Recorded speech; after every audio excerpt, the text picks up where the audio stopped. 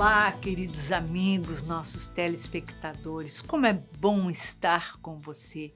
Eu, você, Joana de Ângeles e a doutora Anísia da Silveira, para juntos fazermos um mergulho interior e alçarmos para o equilíbrio.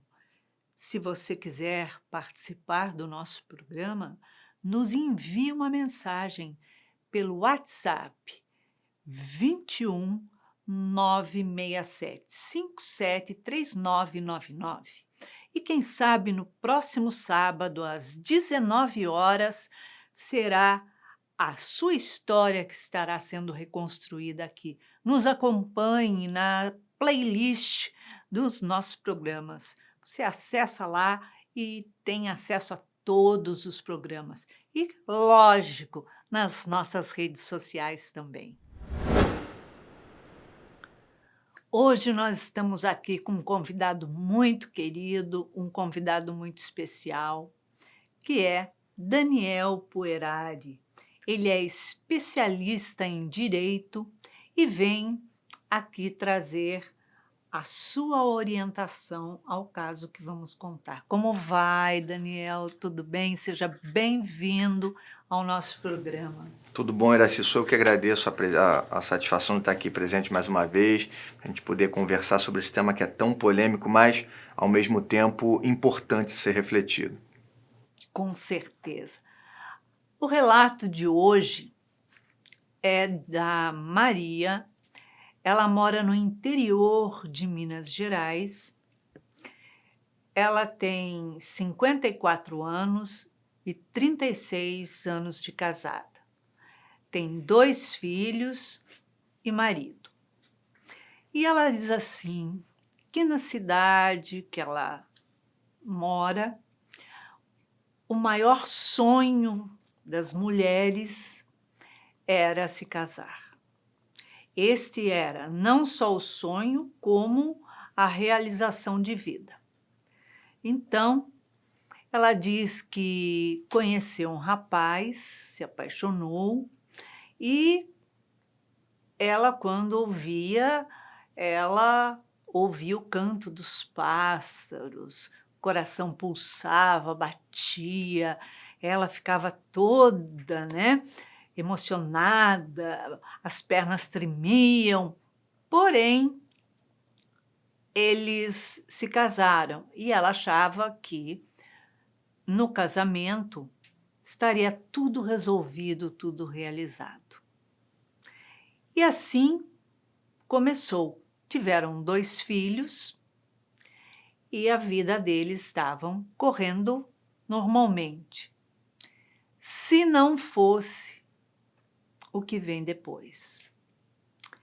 Ela diz que o marido começou a sair com os amigos para alguns jogos, algumas coisas, algumas distrações. E aí já começou a ficar estranho o casamento, porque ele começou também acompanhando isso, uma cervejinha. E assim foi piorando o quadro, piorando, e cada vez mais eles estavam distanciados.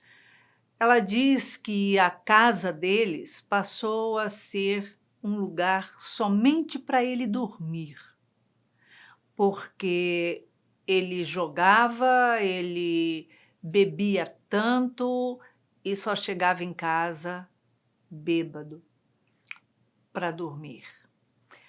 Tornou-se agressivo, afastou-se dela, dos filhos, e tornou-se insuportável a presença dela. E, lógico, como chegava bêbado, conforme ela diz, a mão pesava, ou seja, haviam agressões. E ela diz assim que não sabe o que fazer, porque ela tem medo de falar devido às agressões, podem piorar a situação, e ela não sabe o que fazer. Conversando com uma vizinha, a vizinha orientou se separar dele. E aí ela pensou, mas a vizinha está de olho no meu marido, E se eu me separar, ela vai querer ficar com ele.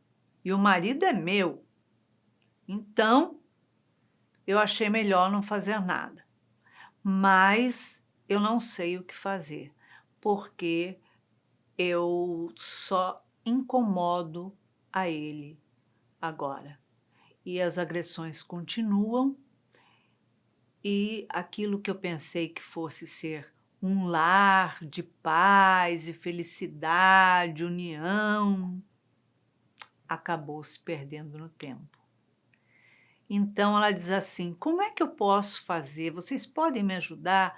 Eu queria ter meu anjo de volta, porque ele foi o anjo que entrou na minha vida. Eu ouvi até passarinhos cantando quando ele chegava. É o amor. Como é que a gente pode resolver isso? Doutor Daniel, o passarinho parece que parou de cantar ali. Pois é, Iraci, a situação é bem delicada, porque a gente vê um quadro de violência doméstica que, né, foi aos poucos se agravando, o que é muito comum. Quando a gente vê, não esse tipo de situação acontecendo, a gente repara que há ciclos, e esses ciclos na vida de um casal que tem ali essa infelicidade de ter um quadro de violência doméstica em casa, ele se repete. E quais seriam esses ciclos? Isso daí, em pesquisas, a gente já conseguiu levantar essa informação. Primeiro de tudo, há uma tensão muito grande. Ou seja, no início, estava todo mundo muito bem. Não é? A gente via ali passarinhos voando nos sentimentos daquela moça, né? A E o lua é coração dela batendo. linda, né? Tudo é maravilhoso, né? E tem essa fase também, né? Antes das pessoas, Paixão. a paixão, aquele sentimento que desconsidera o que de fato a outra pessoa é, e nós todos temos as nossas limitações, as nossas imperfeições. Essa fase inicial parece que as pessoas ficam cegas, só olham o que elas projetam como sendo de positivo na outra pessoa. De repente nem corresponde, mas ela projetou a imagem de um anjo. Então ela só consegue ver esse lado, ou só conseguia, pelo menos no início. Passou essa fase, quando a gente vê, claro, nem obviamente, né, em todas as situações há uma situação de agressividade, mas quando a agressividade começa, ela geralmente começa por uma tensão. São sinais, não é? De rispidez, desconsideração em relação a outra pessoa, é o voltar no dia seguinte sem dar satisfações, aquela atribulação ali que acaba tomando uma proporção muito maior, um grito, uma tensão. Essa tensão ela vai piorando, né? O que é natural. Quando você tem um elástico que vai esticando e vai esticando, esticando, uma hora o elástico estoura. Quando essa tensão estoura, justamente a gente tem essa parte da mão que pesa, ou seja, que se chama realmente de violência de fato, né? As partes chegam às vias de fato e, enfim, geralmente o homem, por conta até da constituição física, né, diferenciada, vai lá e acaba agredindo a mulher. Então, é a fase da violência. E, infelizmente, a gente pode ter consequências drásticas acontecendo nesse momento, né? Quantas mulheres não perdem a vida nesse momento de violência no Nossa, lar? tem muito feminicídio, né? Muito feminicídio. Aqui, no Rio de Janeiro, pelo menos, os dados nos mostram que os atendimentos hospitalares, em 70%, né, envolvendo lesões corporais, têm como vítimas mulheres. 70% vítimas de mulheres ali, não só violência doméstica, mas violência contra a mulher como um todo. Certo. E ultrapassada essa fase da violência, vem o que se chamou aí de fase de lua de mel. É a terceira e última fase desse ciclo. Né? Qual é a fase de lua de mel? Onde o indivíduo chega e fala: olha, meu amor, me desculpa, eu não sei aonde eu estava com a cabeça, isso nunca mais vai acontecer, vamos relembrar o nosso passado, nós sempre fomos tão felizes. E qual é o grande problema? Se nesse momento as pessoas não procuram uma ajuda, essas fases elas se repetem. Depois da lua de mel, volta o quê? Volta a tensão. Depois da tensão, volta a violência. E depois volta a lua de mel. E é cada vez mais rápido esse ciclo. Então, é muito delicado, né? As mulheres, principalmente, que passam por esse tipo de problema, saber fazer essa leitura. Até que ponto realmente se teve alguma rispidez ou ainda que tenha tido uma situação de violência. Até que ponto? Ambos estão procurando ajuda ou vai ser só mais uma fase que já vai pular para a próxima etapa de tensão, violência e novamente essa que se denomina aí de lua de mel. Então é muito delicado. A gente aqui, claro, sempre orienta a pessoa jamais tolerar violência, qualquer tipo de violência que seja. Não tem só a violência física, mas essa certamente é a mais visível, né? Sim.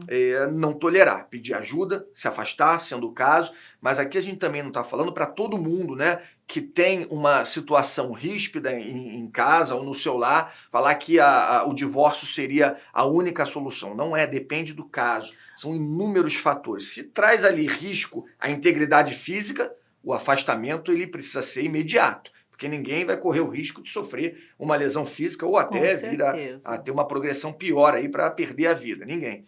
Agora, são casos e casos, então tudo vai depender muito da situação. Agora, na maioria dos casos, ou em todos os casos,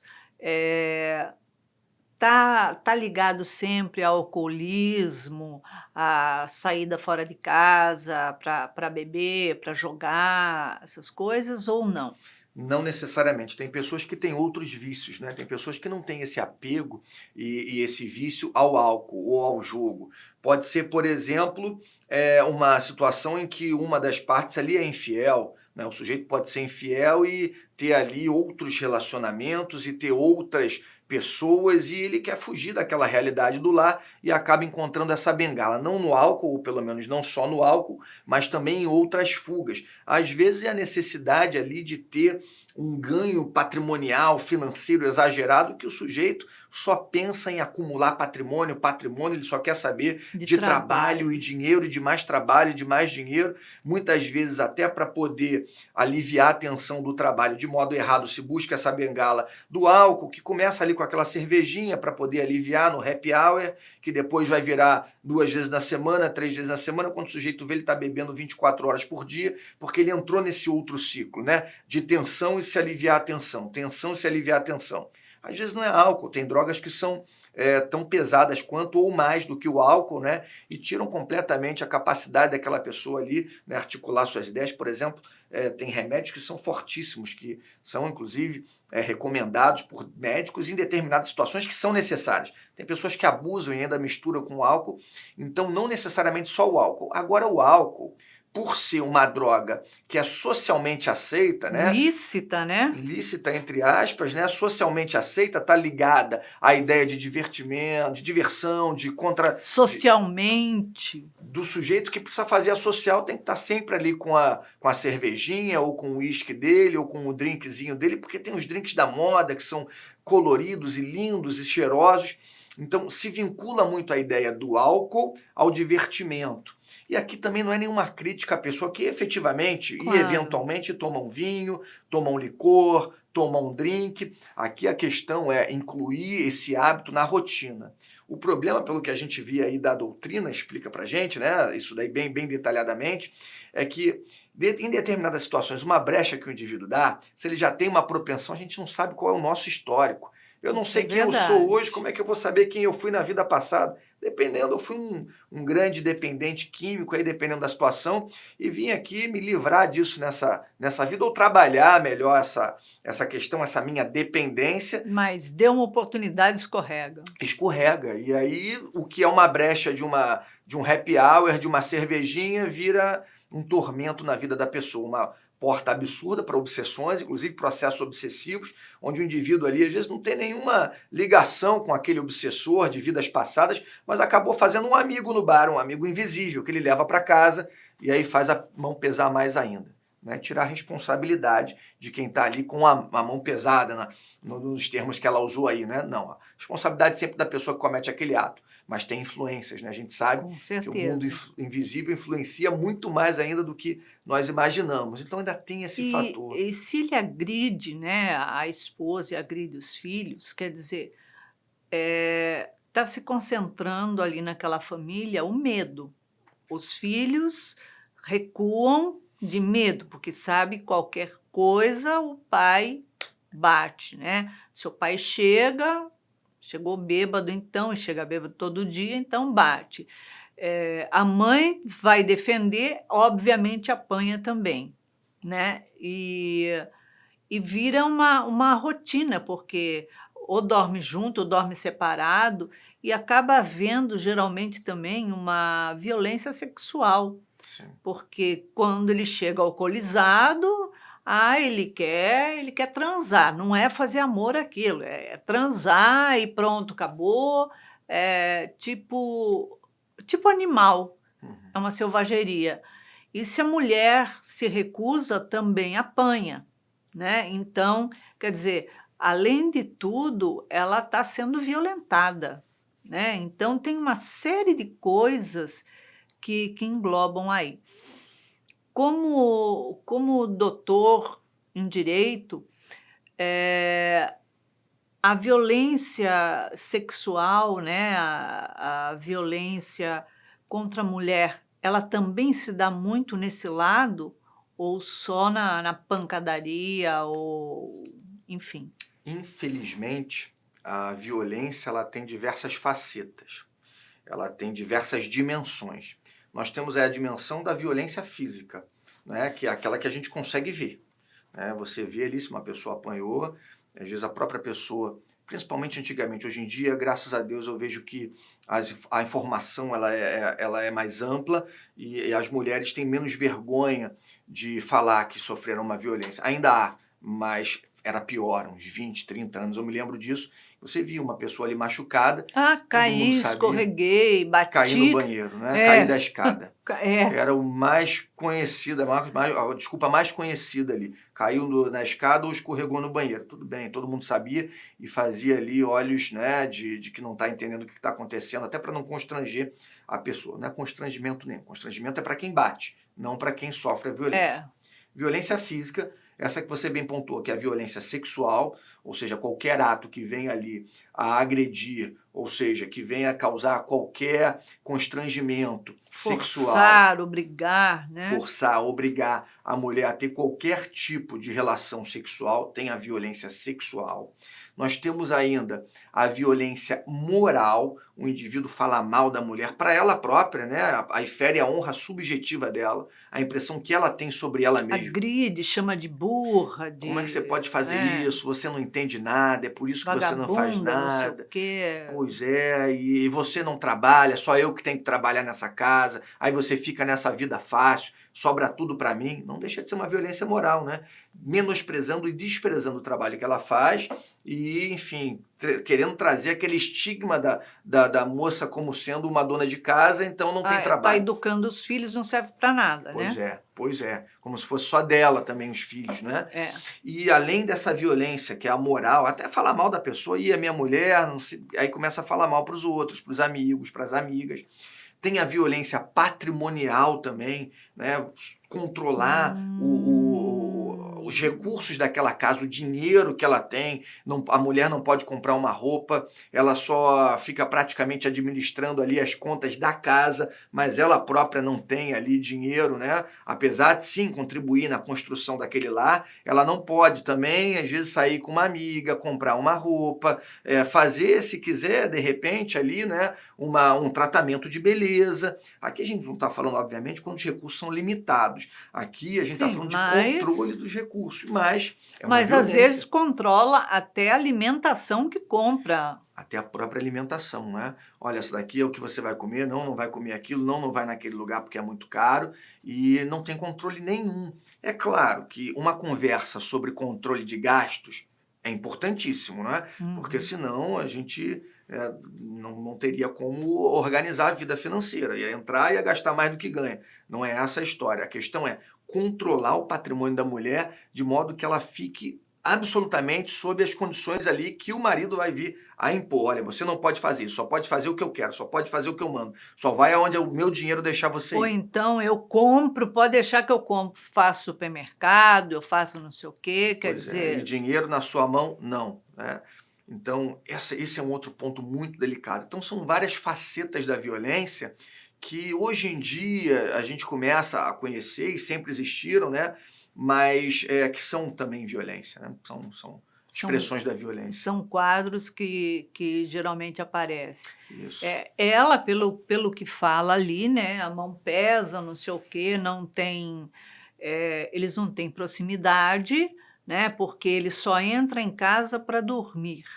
Então a casa passou a ser só um pouso, como uma pensão. Você entra, toma banho e dorme e não conversa com ninguém. Chega quando todo mundo está dormindo e sai cedo e acabou.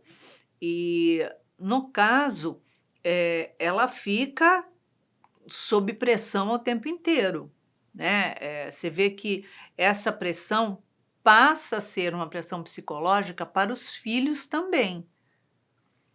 Porque imagina a situação da criança, o desespero que a criança deve sentir ao ver a mãe apanhar ou a ouvir a mãe gritar porque está apanhando. Justamente, é uma situação que envolve todo o equilíbrio, ou acaba causando desequilíbrio emocional, psicológico na família inteira, principalmente em relação às crianças. Porque o adulto, obviamente, também sente esse desequilíbrio, mas bem ou mal tem uma segurança diferenciada em relação à criança. A criança, ela ainda está em formação, ela não tem segurança de nada. O que traz segurança à criança, principalmente na primeira infância, é justamente um lar estruturado. Um lar estruturado, a gente não está querendo aqui dizer também, né, que tem que ter duas pessoas e as crianças. Pode ter uma pessoa só e uma criança, pode ter uma tia que toma conta daquela criança, vai ser um lar. Se tem a harmonia, se tem ali a transferência de valores e o exemplo, vai ser um lar estruturado. Nesse caso, você vê, tem ali tradicionalmente o pai e a mãe e as crianças, e não tem harmonia nenhuma, né? Então, não é sinônimo de lar estruturado você ter aquela família que fica bonita na foto, né? E sim, de fato, o que acontece? Essa criança, ela vai crescer com traumas, ela vai crescer extremamente insegura, porque a referência dela não traz segurança, pelo contrário, ela vai se sentir extremamente culpada de não ter condições de resolver aquele dilema. Em algumas crianças, inclusive, ainda ouvem dos pais, tá vendo, é tudo culpa sua. Se não tivesse essa criança, se não tivesse esse filho, se não fosse isso, eu seria muito mais feliz na vida. E isso fica introjetado no inconsciente da criança, que vai crescer com revolta, com raiva dos outros, e muitas vezes a raiva dela ela vai projetar nos outros. Então, às vezes a gente vê, é claro que cada caso é um caso, a gente aqui não está querendo generalizar, mas vamos Não, pegar mas uma como possibilidade. doutor da situação, você conhece o todo, que A é gente bom vê, passar. pois é, a gente vê isso constantemente. Às vezes uma criança que é extremamente agressiva, né? Analisando por detrás daquela agressividade, o que acontece com essa criança? Certamente, algum problema no lar ou aonde ela reside, a gente vai encontrar. Se procurar, a gente vai encontrar. Vai ter. Né? Então, ela tem aquela insegurança que ela projeta na raiva, que ela projeta para tentar se autoafirmar. E é uma válvula de escape. Então, se ela é agressiva com o coleguinha, com a professora, ou em qualquer lugar que seja o contexto dela, geralmente se vê um lar desestruturado, aí pautado em violência, violência moral, violência verbal, precisa ser só física, né? Porque ela vê Xingamentos. dentro de casa, Ela ela reproduz. reproduz. Ela reproduz até como uma válvula de escape. Isso é inconsciente. Então, é muito importante quem trabalha principalmente com crianças conseguir ter essa leitura e tirar também aquela imagem de que, que criança mal educada. Não é que ela foi mal educada, ela não teve a educação necessária, ela não teve a paz e o equilíbrio necessário no lar onde ela cresceu. Então, a culpa também não vai ser da criança, né? Com Então, ter esse certeza. olhar diferenciado é fundamental até para a gente não julgar a criança ou quem educou a criança. Claro, essa é uma situação. A gente tem lares aí que são extremamente harmoniosos, que ali não tem problema nenhum, e vem uma criança, a gente sabe que todo mundo traz a sua bagagem, e com uma Sim. revolta muito grande. Pode ser ali, né, uma forma dela realinhar alguma confusão que aconteceu numa existência passada naquele lar que foi necessário para abrigá-la, e a criança já veio com aquela tendência. Tanto é que tem irmãos que têm personalidades completamente distintas. Um ali de uma educação tremenda e o outro de uma revolta muito grande. E a educação foi a mesma. Então há situações e situações, né? Cada caso precisa ser trabalhado, né? Esses reflexos da violência, a gente tenta adivinhar, mas se não for feita uma análise bem meticulosa, a gente pode acabar aí tendo uma impressão errada sobre a criança, sobre a família da criança? No caso, a Maria, ela diz assim, que a vizinha dela orientou até denunciar, mas ela ficou com medo de denunciar. Como é que ocorre quando é feita uma denúncia, a pessoa, porque tem a Lei Maria da Penha, né? É. Então, a pessoa vai na delegacia, é uma delegacia especializada, em toda cidade tem, cidade pequena não tem. Como é que funciona isso? Depende da cidade, né? A Delegacia de Amparo à Mulher, ela aqui no Rio de Janeiro, por exemplo, nos grandes centros nós temos, no interior aqui do Rio de Janeiro também. De qualquer forma, se não tiver no lugar lá onde a pessoa reside, porque aqui passa para o Brasil inteiro, né? No interior de um estado, por exemplo, do Nordeste, não tem uma delegacia especializada, não tem problema. Qualquer delegacia de polícia, ou até eu vou além, qualquer autoridade policial, seja a Polícia Civil ou a Polícia Militar, pode intervir num caso de violência doméstica, né? É claro que o registro de ocorrência vai ser feito pela Delegacia de Polícia Civil. Agora, se a mulher está passando por algum tipo de violência, ela precisa chamar de modo urgente a autoridade policial. No Brasil inteiro, a pessoa pode discar 190. Ou, se tem alguma dúvida, 180. 180 no Brasil inteiro, é só pegar o celular, colocar 180. Vai cair num setor específico, que é governamental, né, para poder tirar todas as dúvidas sobre violência doméstica, como pedir uma medida protetiva, né, às vezes de afastamento do marido agressor do lar. Então, nós temos esses canais que são os mais acessíveis. Aqui no Rio de Janeiro tem uma plataforma que o sujeito, a pessoa, a moça que está passando, né, por violência, entra naquela plataforma. Depois eu posso até deixar aqui para, não sei, fazer um link com o endereço dessa plataforma, né, para as pessoas acessarem, e dá para fazer pela internet. Se chama Maria da Penha Virtual. É uma plataforma criada por estudantes da UFRJ em conjunto com o Tribunal de Justiça do Rio de Janeiro. Entrou nessa plataforma, tem um botão de cara: preciso de uma medida protetiva. Narra o que está acontecendo, vai direto para um juiz que vai analisar, deferir, e vai deferir ou não aquela medida protetiva. Então, são vários mecanismos de proteção. Agora, geralmente, o mais adequado é buscar a autoridade policial, né? Porque naquele momento, às vezes é a polícia ali que vai fazer com que a pessoa tenha uma segurança imediata, né? Então, emergência 190 ou 180. Agora, por exemplo, o marido chega em casa lá bêbado, transtornado, grita com os filhos, grita com a esposa, agride ela. Ela vai ficar com medo de ligar chamando a polícia, porque o marido está ali em casa, né? E se ela fizer em outro horário, não sei o quê, e se o marido chega em casa e a polícia não vem, não fala com ele? Tem essas situações, né? Tem alguma orientação especial? Tem. Principalmente buscar o amparo de instituições que sabem qual é esse problema que a pessoa tem e como conduzi-la. Por exemplo, a Delegacia de Apoio à Mulher vai conseguir resolver isso de modo bem eficiente. Por quê? Em determinadas situações, sendo necessário, e geralmente eles vão conseguir uma medida protetiva. Ou seja, vai ser uma ordem judicial, e isso não demora, quer dizer, não demora. Às vezes, um dia é uma eternidade para quem está passando por uma violência. Sim. Né? Mas não costuma demorar mais do que poucos dias para, com essa medida protetiva, a pessoa que é o agressor não se aproximar daquela residência, senão ela pode até ir presa, né? Se o sujeito descumprir essa medida protetiva, pode ir preso. Então, tudo para poder resguardar essa integridade física e a vida dessa mulher e das pessoas daquela família. Então, o meio mais adequado é buscar a autoridade policial, seja pelo 190, por mais que seja difícil, às vezes a pessoa não tem ali o telefone, não consegue ligar, por algum aplicativo, como é o caso aqui do Rio de Janeiro, pedindo para um vizinho, qualquer meio de comunicação, para que se chame a autoridade policial e aquela ocorrência seja registrada, já vai fazer com que, pelo menos, aquele perigo que é iminente, aquela urgência, cessar, geralmente, né? Claro que, infelizmente, às vezes essas medidas não são suficientes, né? Quando a pessoa, por exemplo, apanhei do meu marido essa noite, ele ficou em casa bêbado outra vez, me bateu, tô com a cara roxa. No dia seguinte, ele sai para o trabalho, sei lá, e eu vou para a delegacia fazer a denúncia. É exigido, exame de corpo de delito, essas coisas todas, ou dali eles já vão. Dali já vai direto para o juiz deferir essa medida protetiva. Claro que tem que ter os elementos ali, né? Se tiver não precisa, mas se tiver uma testemunha, por exemplo, ótimo. Se a pessoa se prontificar, ir lá acompanhá-la e narrar, é um reforço, mas não é necessário.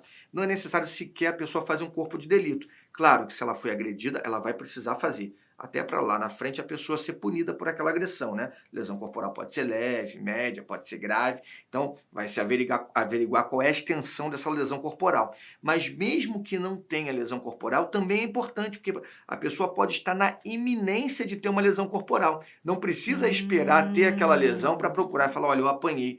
Pelo contrário, o ideal é agir de forma preventiva. Infelizmente, nem sempre é possível, né? O estrago já foi feito, a pessoa já sofreu a violência, de qualquer forma, tendo sofrido ou não, tem uma ameaça, há um risco, delegacia de polícia ou buscar autoridade policial, pode ser a polícia militar, por exemplo, aqui no Rio de Janeiro, que vai conduzir a pessoa até a delegacia especializada ou a delegacia mais próxima, se for o caso, para poder registrar a ocorrência e automaticamente já ter ali o envio para o Poder Judiciário dessa requisição de medida protetiva.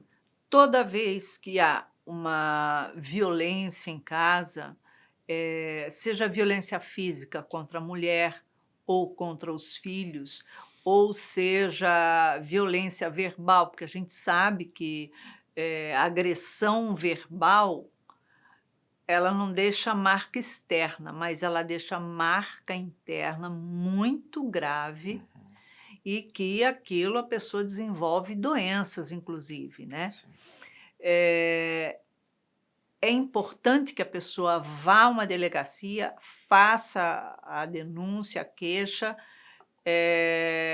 e volte para casa ou aguarde até que a pessoa vai ser o quê? Intimada, vai ser buscada, como que é? Vai ter uma ordem judicial. Se essa medida protetiva for deferida, né, se for realmente analisado e realmente se for necessário, e geralmente ela vai ser intimada no sentido de que o agressor, né, no caso, não vai poder se aproximar daquele lar ou num raio de tantos metros daquele lar, sob pena, inclusive, de ser preso por conta de descumprimento de uma ordem judicial. Então, é necessário. Agora, a gente tem um problema que é uma peculiaridade nossa, é uma peculiaridade social. Qual é o grande problema que a gente vê aí em 80% dos lares? O marido é o provedor e ele não tem necessariamente, a nossa boa parte da população não tem condições de sustentar dois lares. E aí o que eu vejo na prática acontecendo? Às vezes a mulher se submete àquele quadro de violência, seja verbal, seja física, né, ou moral, porque ela não tem para onde ir, ela vai para onde, às vezes com 2, 3, 4 filhos, às vezes até mais, né? É. E o marido que trabalha e coloca comida em casa, se não ficar ali para trabalhar e colocar comida em casa, onde é que ele vai ficar? Às vezes não tem família, não tem pai, não tem mãe, e a ausência dele, aí cada um faz ali a sua pesagem, né? Eu já ouvi de muitas mulheres falando, olha, eu prefiro até me submeter a essa situação do que estar com os meus filhos numa comunidade violenta, perigosa, não ter alguém dentro de casa com a gente e não ter comida. Ele vai embora com a violência, mas a comida vai embora junto. Então é algo tão delicado em relação à nossa sociedade, que é problemática, é desigual e falta tudo, né, na casa do brasileiro, que vive nessa margem, né, do que a sociedade entende por ser o mínimo. Mas, no caso, esse homem, ele não é obrigado a manter a pensão para os filhos, já ali, quando tem filhos menores, tem pensão, ponto final. Menores não tendo filho também, se tiver só a esposa ou a companheira, se dependia dele, ele tem que pagar também para ela, não apenas para os filhos. A questão é que na prática, aqui no Brasil que a gente vê, às vezes a pessoa vive de bico. né? E ele fala, olha, eu não tenho, eu faço um trabalho aqui, eu ganho alguma coisa, eu faço um outro trabalho, eu ganho não sei quanto. Até essa questão ser resolvida, que demora um pouquinho mais, né? Vamos supor que seja rápido, que demore 1 mês ou 2, até ter um pedido liminar para poder pagar a pensão. 2 meses, às vezes, essa família não consegue se sustentar. Eu não digo que não fazer nada por conta da necessidade de ter o provedor em casa é o melhor caminho. Não, eu não estou nem fazendo juízo de valor. Eu digo pelo que eu vejo na prática acontecendo em muitos lares. Porque quando a gente faz pesquisa de campo, a gente vê essas famílias passando, né, por essa situação de violência, de ausência, enfim, do Estado. Em muitas situações o Estado não chega para prover com o que é necessário, não tem Exato. higiene porque não tem saneamento básico, não chega a alimentação. É difícil a mulher tomar essa escolha, né? E não estou julgando qual é o melhor caminho, mas eu vejo que na prática há essa dificuldade. Quando você conversa com a pessoa, fala, olha, eu tenho que colocar na balança, em outras palavras, né? O que Uhum. é pior, sofrer a violência ou ver meu filho passar fome? Né? Um bebê não ter o que comer. Por isso que o amparo de toda a sociedade é muito importante, porque não é uma questão ali só daquela família, é uma questão social. A violência é uma questão social. Então, se essa mulher que sofre violência e tem medo de pedir uma medida protetiva, porque se o marido dela se afastar, ela não come, é um problema social, não é um problema só daquele núcleo familiar. Ou seja, é um problema de todos nós, né? Com certeza. Agora, acontece muito dela ir lá, fazer a queixa e depois volta para casa, né, né, pronto, retira a queixa. É a famosa lua de mel, né? É a fase da lua de mel. Ah, tá tudo bem, nunca mais vou fazer isso, mas aquilo que a gente falou, geralmente é um ciclo. Sai da lua de mel, volta para a fase da tensão, tensionou demais e estoura na violência. Aí depois vem a lua de mel. E cada vez esses ciclos são mais rápidos. Então, se as pessoas ali envolvidas não procurarem ajuda, e ajuda externa de um profissional, né, por exemplo, da psicologia, assistente social, pessoas que possam ajudá-las com aquele problema, geralmente o ciclo se renova, se repete. Então, o grande dilema não é não dar uma outra oportunidade ao casamento, é saber o que, que essas pessoas que estão casadas, ou enfim, num mesmo lar, se encontram no mesmo lar. Às vezes é uma violência de um irmão com uma irmã que vivem no mesmo lar e desde sempre, é onde tem para morar, é uma violência de um homem contra a mulher. Não necessariamente um casamento, mas isso acontece, né? Então, ou do filho com a mãe, ou do pai com a filha, enfim. Certo. Saber até que ponto, não é? Não tem como buscar ajuda. Às vezes sim, é possível buscar ajuda e as pessoas com essa ajuda se conscientizam, conseguem essa força externa, esse auxílio externo para poder trabalharem, né? Entender que aquele não é o caminho e essa é uma possibilidade, né? O que se recomenda geralmente, primeiro de tudo, antes, obviamente, de se. Claro, a gente não está falando daquela violência quando o sujeito tenta matar a mulher, né? Mas essa rispidez, né? Essa grosseria mútua, até que ponto não pode ser resolvido, né? É, realmente a gente sabe que o nosso país tem um índice de violência muito alto, né? Altíssimo. E aumentou durante a pandemia, né? Porque as Piorou pessoas não muito. têm mais essas bengalas, né? Não tem mais os eventos sociais onde as pessoas descarregavam ali aquela tensão, às vezes no álcool. Agora até que menos, mas durante o ano passado inteiro triplicou aí o número de violência contra a mulher, uma coisa absurda. No último Nossa. carnaval, carnaval desse ano, foram registradas 376 ocorrências só contra mulheres aqui na cidade do Rio de Janeiro. 376 com violência doméstica contra a mulher, registrado. A gente vê que na prática esse número pode ser o triplo, ou seja, batendo É, 1.000 porque pessoas. muitas, a maioria delas não fazem Não faz. A registro, né? pessoa que geralmente faz o registro é porque chegou no limite do limite do limite, né? E não precisaria ter chegado a esse ponto. Mas cada Com um também certeza. sabe da sua vida, que a gente não está para julgar ninguém, só mostrar que há caminho. Se a pessoa está passando por esse tipo de dificuldade, há vários caminhos. Com certeza. Bom, eu acho que a Maria já teve uma, uma boa explicação de todas as situações. No caso dela, doutor Daniel, em uma palavra, uma emoção que ela deva reconstruir. Na minha opinião, principalmente pelo que ela falou no final, né? Que ela não quer fazer uma denúncia ou ela não quer se divorciar porque a vizinha estaria de olho no marido dela. Eu acho que talvez esse apego e essa falta de alto amor dela, se sujeitar a uma situação de violência e se apegar tanto a essa situação danosa para ela, seria o principal ponto a ser trabalhado. Se desapegar daquela pessoa, porque tudo nessa vida é transitório. Relacionamentos são transitórios. Ah, mas não, eu vou viver a vida inteira. Tudo bem, mas vai morrer. Uma hora não vai ter mais aquele relacionamento. Não sabe se depois do desencarne vão os dois para o mesmo lugar. Às vezes não, às vezes vai um para um lugar, o outro vai para outro. E aí? É transitório. Tudo nessa vida é passageiro, é efêmero e é transitório. Então o desapego é um rumo para a felicidade, pelo que a doutrina espírita traz para a gente. E também o auto-amor. Mas para eu poder me amar, eu preciso antes me conhecer. E para eu poder me conhecer, eu preciso de ajuda, geralmente, né? Uma ajuda profissional, de psicólogos, às vezes psiquiatras, né? Psicanalistas, que vão contribuir sobremaneira para que eu me ame mais. Porque quando a pessoa se ama, ela não se sujeita a nada que lhe é prejudicial. Isso é verdade, isso é verdade. Doutor Daniel, obrigada pela sua presença mais uma vez no nosso programa e gratidão pelas orientações que eu acredito que muitas mulheres estão aproveitando e analisando os seus casos. Eu que agradeço. Muito obrigado pelo convite, Iraci. Obrigada. Então, Maria, através do doutor Daniel, você já teve uma orientação das soluções que você pode escolher dar a esse seu conflito, a essa sua dificuldade. Mas vamos ver o que a doutora Anísia da Silveira tem a dizer para você?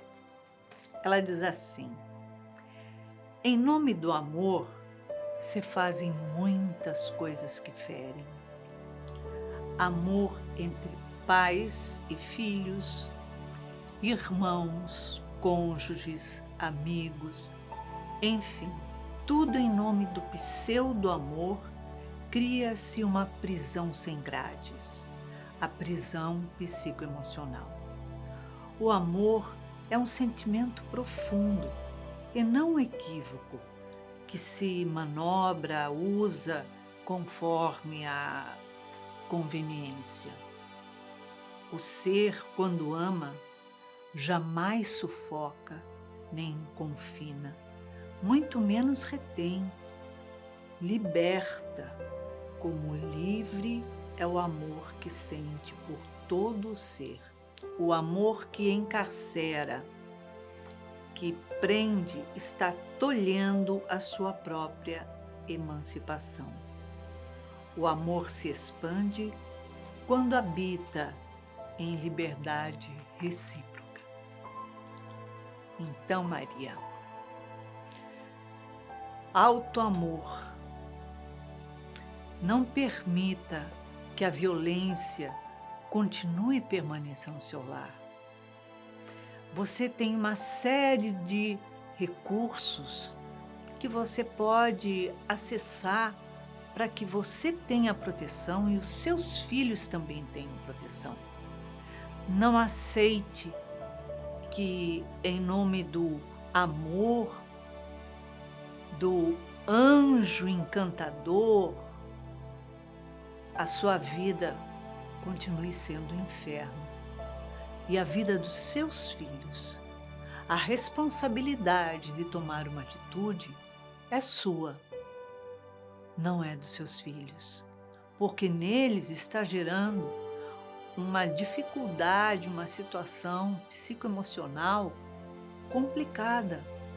E você não esqueça, a primeira pessoa que tem que amar você não é o seu marido, é você mesma. Quando você se auto-amar, você vai ver que você não precisa desse desprezo, dessa ignorância que esse marido está te tratando. Marido pode ser só um título, nada mais. Marido não é permanente. Do mesmo jeito que a gente escolhe se casa, a gente se separa. Mãe, você vai ser a vida inteira. Pai, ele vai ser a vida inteira. Mas marido e mulher, cônjuges, vocês não têm que ser a vida inteira. Muitas vezes já se cumpriu um ciclo. Ele precisa de tratamento, é óbvio, porque qualquer alcoólatra, qualquer viciado precisa de tratamento. É um doente. O alcoolismo é uma doença. O vício no jogo é uma doença. Então ele precisa de tratamento. Você precisa também de tratamento. Tratamento psicológico, atendimento psicológico e, quem sabe, psiquiátrico. Porque quando um adoece na família, se a gente não cuida, todos adoecem. E dentro do seu lar, nesse seu núcleo, todos estão contaminados, precisam de atendimento. Que você encontre as respostas que está buscando nas alternativas que te trouxemos. E se você quiser participar do nosso programa, não esqueça, envie uma mensagem pelo WhatsApp 21 967 57 3999. E todo sábado às 19 horas, aqui na TV Mundo Maior, programa Reconstruindo Emoções. E tem 2 reprises na semana. Não esqueça de acessar a nossa playlist. Lá você encontra todos os programas que já foram passados. E mais, acesse as nossas redes sociais. Dá sua curtidinha lá. Participe. Que você tenha uma semana de muita paz, muita luz e beijinho carinhoso.